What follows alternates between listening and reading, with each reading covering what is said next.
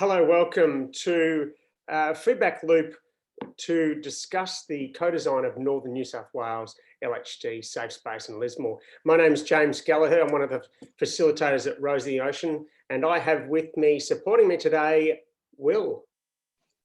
Hey everybody, my name is William. I'm one of the facilitators on the project. Coming to this with my own experience of suicidality, as well as 10 years of design experience. So this project in particular is really right up my alley. I'm really excited by what's been done on it so far and can't wait to see all of your hard work result in a new safe space for the region. Great, thanks Will. Let's jump straight into, I'm going to share my slides here so we can have a conversation around with the health professionals, and thank you for those that have joined online today to join in and share or watch this with us. Start off with some acknowledgement of country. Acknowledge the traditional owners of the land of which we meet today and pay our respects to their elders past, present and emerging, and acknowledge the Bundjalung Nation as the traditional owner of the land on which the Lismore Safe Space will be established. Also like to take the opportunity, please, to acknowledge those who have a lived experience of suicide, in particular those who have been through a suicidal crisis, ideology, may have been bereaved through suicide, and of course those that we have lost to suicide. Everyone's lived experience is unique, everyone's lived experience is valuable, and I truly believe that everyone's lived experience can make a difference. So thank you for allowing us to share that. Let's have a look at the process so far. In particular, we've had a conversation with the Lived Experience Focus Group, a number of those conversations, the Health Professionals Group, which is what today is about, the focus group there, and of course the longer session, the co-design with the lived experience participants. Today is the feedback loop one, opportunity to provide a little bit of context around the co-design process, and in particular to make sure that we've captured a number of the areas that we've discussed, in particular broader views and experiences of what's going on and what's missing, but also prepare for the next stage of that co-design process. So you can see a little circle there on the right-hand side. That's where we're up to. We've got a little bit to go in terms of a number of weeks, but are excited by the feedback that's come through already. In terms of the people that we've spoken to so far, you can see the list there of a diverse range of health professionals, counsellors, clinical team leaders, coordinators, nurse consultant, Towards Zero suicide coordinator, and clinicians and an NGO manager. So thanks for those that have been involved to date. So we walk through the experience of the health professional supporting somebody through the process of finding and accessing support through the ED, and feeling and expressing their how their feelings and the reasons why they felt that way, and what things they believe needed to change, in particular through each of those stages. Those stages were broken down or pivot points into finding, the arrival and assessment, the waiting, the treatment or management, and the departure or leaving from the ED. So the next couple of slides, we're going to highlight some of the key points of discussion and feedback from that first phase of the co-design. Everything was shared and conversation has been captured, with most of the common themes shared over the next couple of slides. As I said, we were wanting to have a conversation with you guys, understand what it was like to walk in the shoes as health professionals supporting somebody in that crisis scenario. So health professionals in finding the ED, in searching for that or getting to the ED, they felt embarrassed, worried, anxious, reluctant and frustrated with some of the key themes. They also reported to us that people experience a lot of shame and complex emotions and hate everybody knowing that they're all going through that. Uncertainty about whether the emergency department is the right place for people to go for mental health, and people don't associate it with mental health, yet it's a physical location they could access. ED was found that was the last resort for individuals. It's not a nice environment and can be even more stressful for the patient or even become dangerous. Barriers include stigma and previous experience for individuals. ED is straightforward to find, but the service is not straightforward. Ensuring safety is paramount. Some of the comments came back from health professionals. Personally, would not think about using ED. It's not somewhere you would go and ask for mental help. People question whether it's the right for me. ED is obvious physical injury, but not for mental. Experience can contribute to stress. Are they going to get the help they need? And questions around, is this going to do more harm than good for the patients or those presenting. In terms of that next step, the arrival and initial assessment, the health professionals, you can see there, feel fear, uncomfortable, hopefulness, confusion, blur of feelings, horrible for them, disappointed. There's also some of the comments they reported was this lack of confidentiality and nowhere private to speak to someone. That triage is confronting and creates a sense of fear and uncertainty. Experience depends on the staff. Some can be dismissive if trauma isn't physical. It's a noisy, potentially triggering environment, which can be further traumatizing or do more harm than good. Nowhere quiet in that space. Have to manage our own emotions, don't want to make the patient feel uncomfortable. Difficult having to tell story multiple times in this area. Reception is really important for the LGBTIQ+ communities in terms of misgendering and assumptions in that triage approach. Lack of cultural knowledge and training in staff, also under-resourced is what we heard. And a space where they can't get help but don't always get the support they need. So they can get help, but don't always get the support they need. Some comments there, I won't read them all out, but staff don't always know how to receive people in mental stress. Clients pick up really quickly on the tone of reception, and assisted in getting a young man to ED who was in suicidal crisis, was hushed down a hallway when arrived. You can see the other comments there. Any comment from you, Will? Otherwise, we'll keep pushing forward. As I said, won't read them all out, but no, look, there's a lot to cover. Maybe just as some context for anybody who was watching us who has participated, and might need a refresher or anybody who hasn't participated and is viewing this.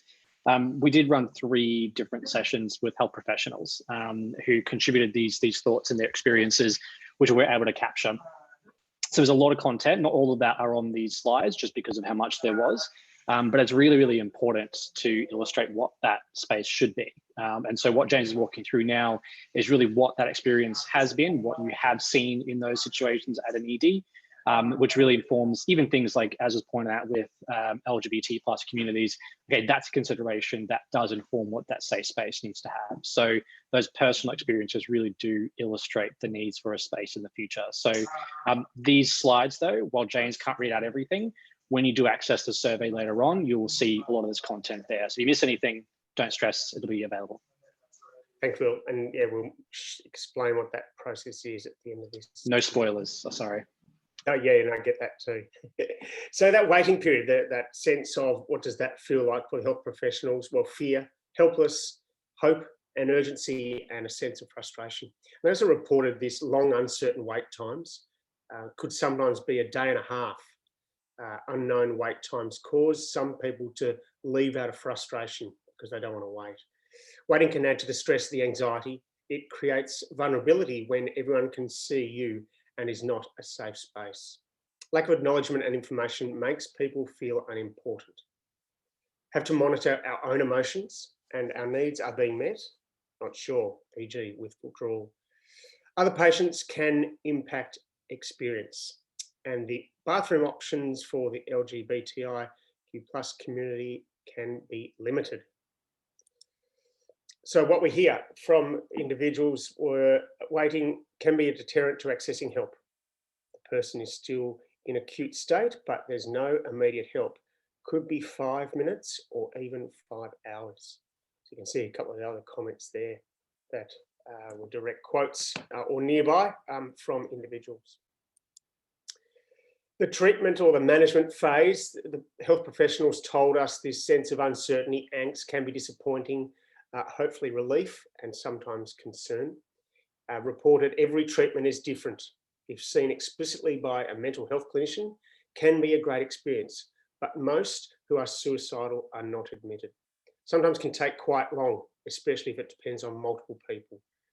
Information is passed around to cover off info multiple times. Sense of judgment, demeaning language and a lack of respect was found. People have to defend who they are in a time of crisis. Extremely difficult for patients to understand the process. Sometimes feel like the internet is more helpful. People need advocates to get the right care. Would be good to have Indigenous workers in ED. and hopefully receive what they need, but don't know what to expect. Sometimes the patients are discharged early. What you told us, clinical terminology and explanations can be overwhelming, even as a carer. Some have been in survival mode for so long, but then dismissed or minimal support. Just being heard can be very powerful. Finally, when we're involved with the patient, things are quite good. The challenge is getting to this point. It can take some time. The departure or leaving, health professionals told us they felt frustrated, angry, hope versus disappointment, worry and fear, and reported too much advocacy required by patient, have to fight for support. Is going home the best option? Family may not be the best support. Also a lack of support for carers. Logistics in rural areas, how are they going to get home? Do they have someone to look after them? And how will they access follow-up support? People need clear, comprehensive support, but don't always get it. Follow-up can depend on who they saw. If someone has an alcohol or drug dependency, this is usually their focus, not their mental health needs, end up being bounced around.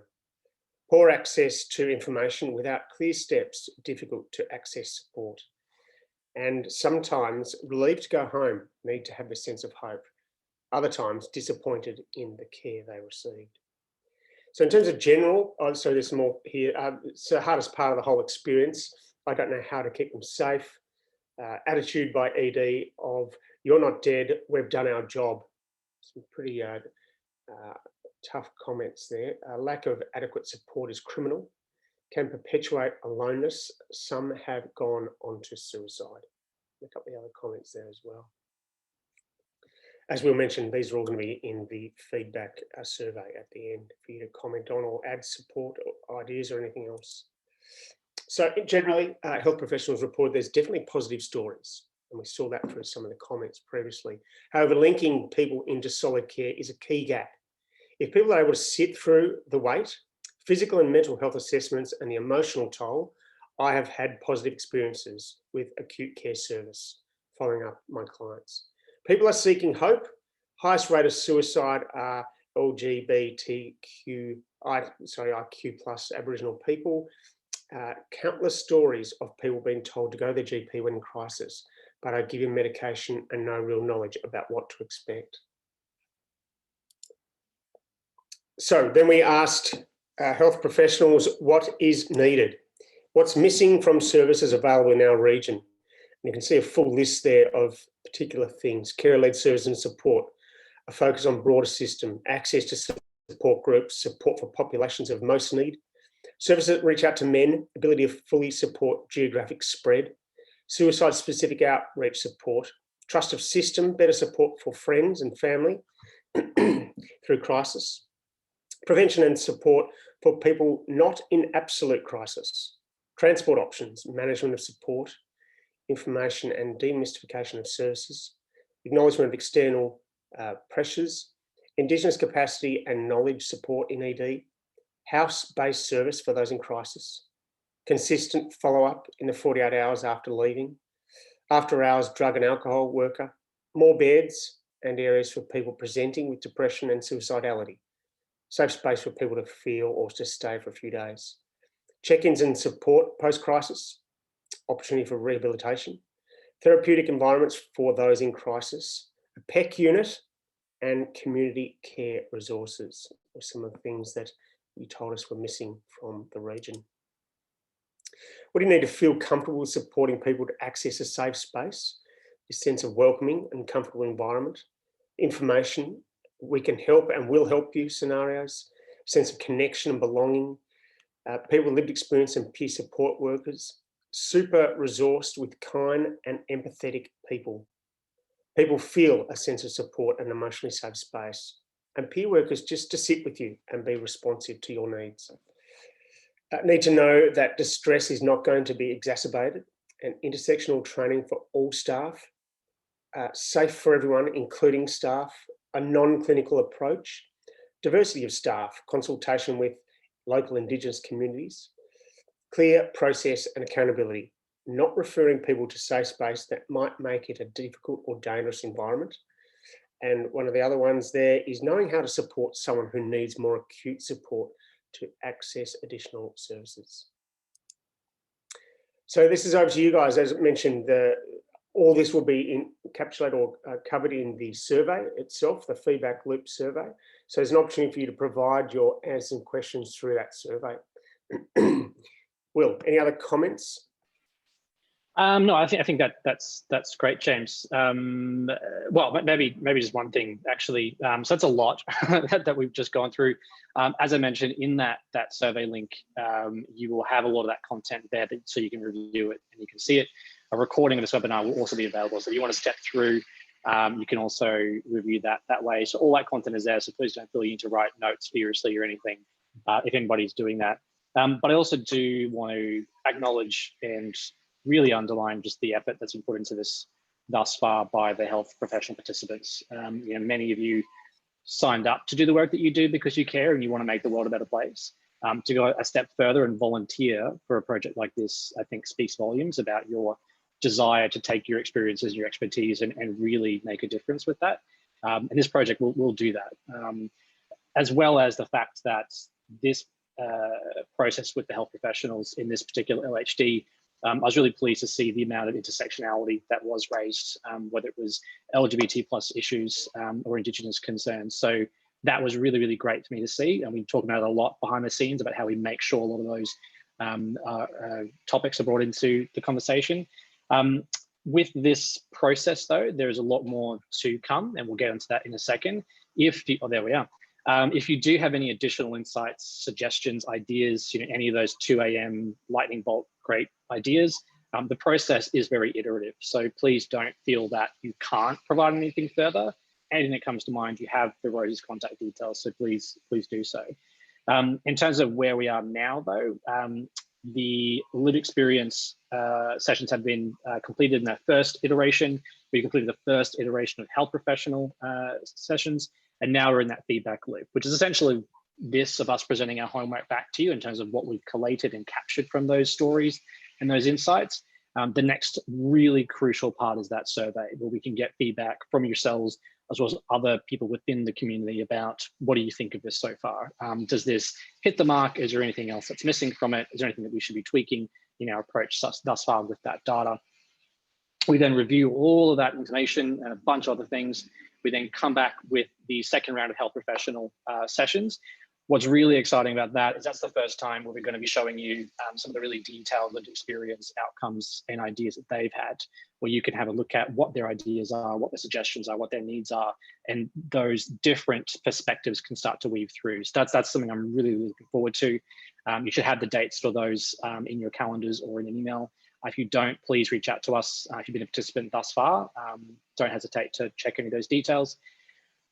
That's a big session. Once we finish that session, we're back for another feedback loop. Again, kind of a show and tell about where we're at with this, where the data's coming through. We then have another really exciting session as a joint stakeholders session. So everybody in the project thus far for the LHD comes together, we review everything, we get a really solid plan then as to what that safe space is going to be. That's really the point at the end of the process where things start to coalesce. It's very exciting. And then a final feedback loop just to check cross T's and dot I's and make sure that we have all voices and opinions considered for that safe space. So a lot of work yet to come that will go very, very quickly. If there's any questions you have throughout the process, please let us know. But the really core thing, and I do want to underline, circle and put in bold, is that survey. That's really, really crucial for the process. So if you've been a participant thus far in the process, please, when you have a second, jump on and do that. And if you do know anybody else within the LHD that might want to participate, shoot them that link. We would really appreciate it. Fantastic. Thanks, Will. Well said. And reiterate what Will said in terms of thanking the health professionals that have been involved to date and your honesty and your insight into getting an amazing product from your conversations. So well done. Thanks again. We look forward to seeing you in the next session. Thanks, Will. Thanks, everybody.